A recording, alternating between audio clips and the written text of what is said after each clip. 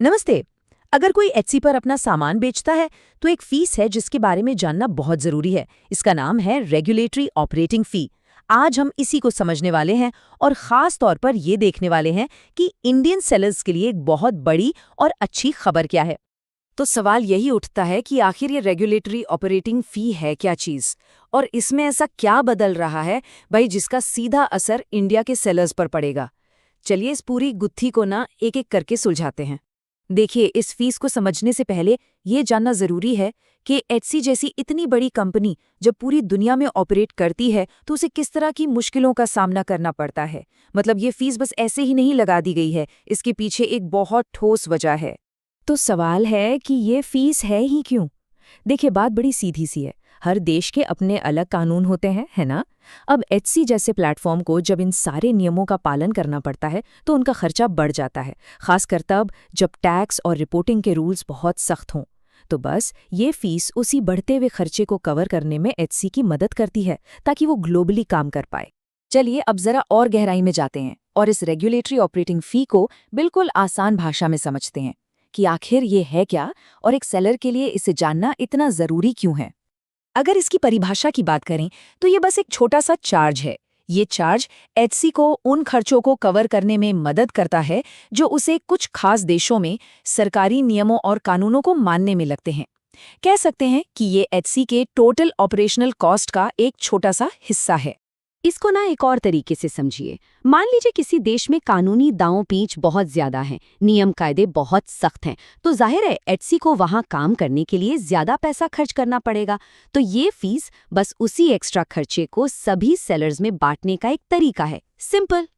ठीक है, तो हमने ये तो समझ लिया कि ये फीस क्या है और क्यों है, पर अब आते हैं सबसे जरूरी सवाल पर। कैसे? मतलब इसका कैलकुलेशन होता कैसे है। चलिए इसका पूरा हिसाब किताब देखते हैं। इसका कैलकुलेशन अब बहुत ही आसान है। सबसे पहले क्या होता है कि कस्टमर ने जो टोटल पेमेंट की है, मतलब आइटम का प्राइस, शिपिंग चार्ज, कोई गिफ्ट रैप या पर्सनलाइजेशन का पैसा, सब कुछ जोड़ लिया जाता है। इससे बन जाता है टोटल ऑर्डर अमाउंट, और फिर इसी टोटल अमाउंट पर वो फीस का परसेंटेज लगा दिया जाता है। बस।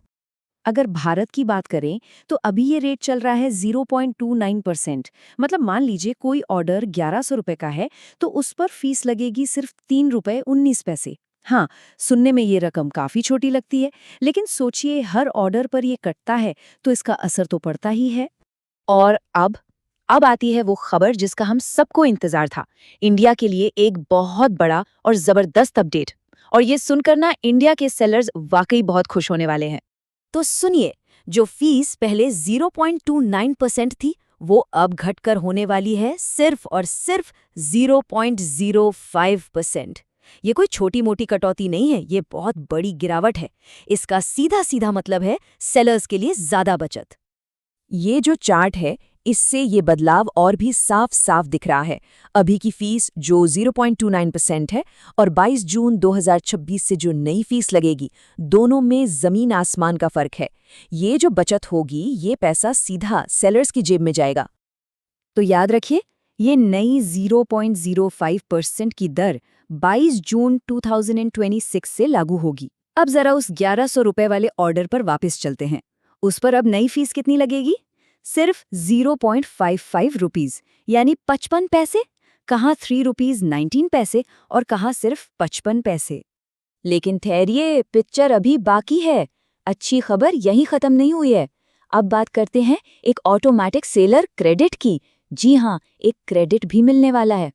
तो 2 अगस्त 2024 से लेकर 22 जून 2026 तक, मतलब इस पूरे पीरियड के बीच जितनी भी बिक्री होगी उस पर जो एक्स्ट्रा फीस लगी होगी उसके बदले में सेलर्स को एक क्रेडिट मिलेगा।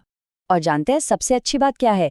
इसके लिए सेलर्स को कुछ भी नहीं करना है, कुछ भी नहीं। ये क्रेडिट एचसी खुद ऑटोमेटिकली सेलर के अकाउंट में डाल देगा।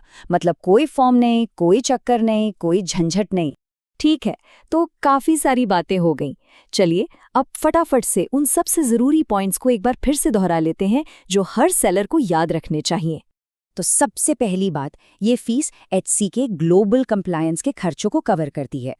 दूसरी और सबसे ज़रूरी बात, इंडिया के लिए ये फीस 22 जून 2026 से 0.29% से घटकर सिर्फ 0.05% हो रही है। तीसरी बात, पुरानी दी हुई फीस के लिए एक ऑटोमेटिक क्रेडिट मिलेगा। और चौथी बात, ये सारा काम एटसी खुद करेगा, सेलर्स को कुछ नहीं करना है। तो आखिर में एक सवाल छोड़ जाते हैं, जब भविष्य में फीस इतनी कम होने वाली है तो एक शॉप ओनर के तौर पर अगला बड़ा कदम क्या हो सकता है? ये सोचने का एक बेहतरीन मौका है कि इस बचत को अपनी दुकान को और आगे बढ़ाने में कैसे इस्तेमाल किया जाए।